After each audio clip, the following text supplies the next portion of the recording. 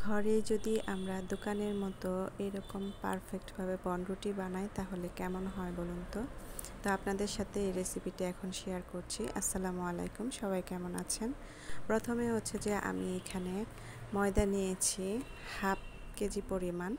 আপনারা চাইলে আটা দিয়েও করতে পারেন, কোনো সমস্যা নেই। আর দিয়ে দিচ্ছি এখানে 1 চা চামচ পরিমাণ ইস্ট, আর এখানে 1 কাপ পরিমাণ চিনি দিয়েছি। চিনিটা হচ্ছে আপনাদের কাছে, যদি বেশি মিষ্টি খেতে চান তাহলে আরও 1 কাপ দিতে পারেন। আর এখানে আমি একদম কুসুম গরম দুধটা নিয়েছি, লিকুইড দুধ। চাইলে এখানে প্যাকেটের দুধটাকেও গুলিয়ে দিয়ে দেওয়া যেতে পারে। আর দিয়ে দিয়েছি পরিমাণ মতো লবণ। আর এখন আমি একটু একটু করে দিয়ে তারপর এই গোলাটা করে নিচ্ছি। খুব সুন্দরভাবে একটু একটু করে দুধটা মিশিয়ে মিশিয়ে গোলাটা করে নিচ্ছি। তো এই তো ডোটা হয়ে গিয়েছে। আর এখন আমি এখানে একটু রান্নার তেল দিয়ে দিয়েছি। আর এখন রেস্টের জন্য রেখে দেব 30 থেকে 40 মিনিটের মতো। চাইলে আরও বেশিও রাখা যেতে পারে, প্রায় 1 ঘন্টার মতো রাখা যেতে পারে। আমি এরকম একটা পলি ব্যাগে রেখে দিয়েছি। ফুড গ্রেড পেপার অথবা র্যাপিং পেপার যদি কারো কাছে না থাকে তাহলে ঘরোয়া পদ্ধতিতে এভাবে একটা পলি ব্যাগে রেখে প্রায় 1 ঘন্টার মতো রেস্টে রেখে দেওয়া যেতে পারে। একদম পারফেক্টভাবে ডোটা তৈরি হয়ে গিয়েছে, দেখেন ফুলে গিয়েছে অনেকটাই, এরকম সফট হয়ে গিয়েছে।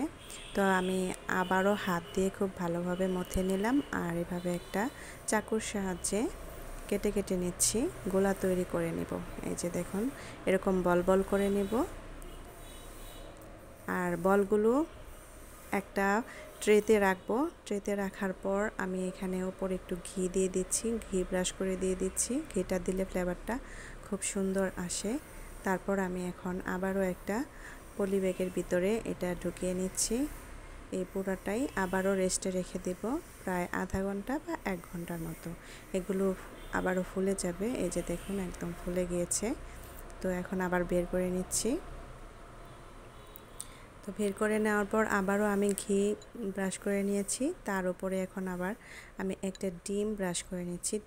এভাবে ডিমটা ব্রাশ করে দিলে কি হয় যে কালারটা খুব সুন্দর আসে। তার উপরে আমি সাদা তিলটা এখন ছিটিয়ে দেব উপরে। তারপর আমি চুলায় বসিয়ে দেব। এই তো দেখুন, আমি সাদা তিল দিয়ে দিচ্ছি, সবগুলোর উপরে এভাবে ছিটিয়ে দিচ্ছি।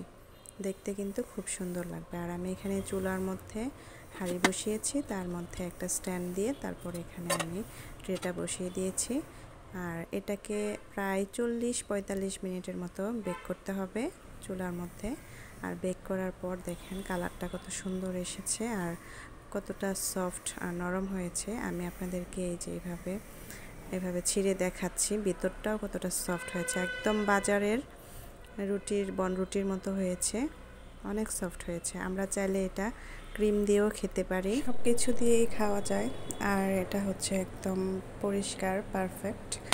তো যাই হোক, বাসায় এভাবে আমার মনে হয় সবাই যদি এভাবে বানানোর চেষ্টা করেন তাহলে অবশ্যই আমরা স্বাস্থ্যসম্মত বনরুটি খেতে পারবো। আর খুব কম উপকরণ দিয়ে খুব সুন্দর এই বনরুটিগুলো বানানো যায়।